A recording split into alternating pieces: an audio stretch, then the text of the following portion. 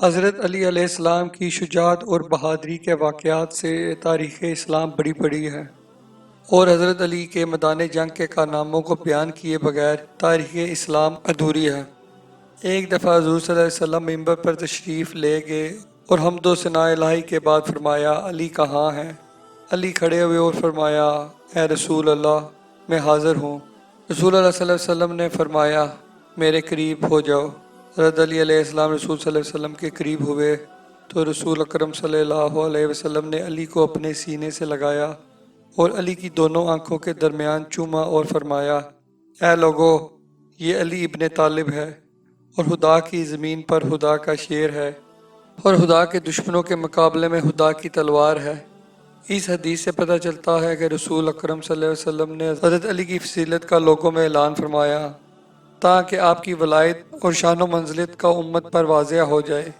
امام علی کی عظمت کے بارے میں کوئی ابہام باقی نہ رہے۔ رسول اکرم صلی اللہ علیہ وسلم نے فرمایا، میں نے علی کو اپنا علم دیا اور ان کے پاس اپنے راز امانت رکھے اور وہ امت پر میرے امین ہیں۔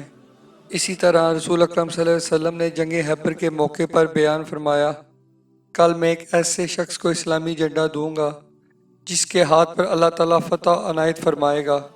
راوی نے بیان کیا کہ رات بھر لوگ یہ سوچتے رہے کہ کل وہ خوش نصیب کون ہوگا۔ صبح ہوئی تو رسول اللہ صلی اللہ علیہ وآلہ وسلم کی خدمت میں سب صحابی حاضر ہوئے۔ سب کو امید تھی کہ جھنڈا انہیں ہی ملے گا، لیکن رسول اللہ صلی اللہ علیہ وآلہ وسلم نے دریافت فرمایا، علی ابن طالب کہاں ہیں؟ لوگوں نے بتایا کہ ان کی آنکھوں میں درد ہے۔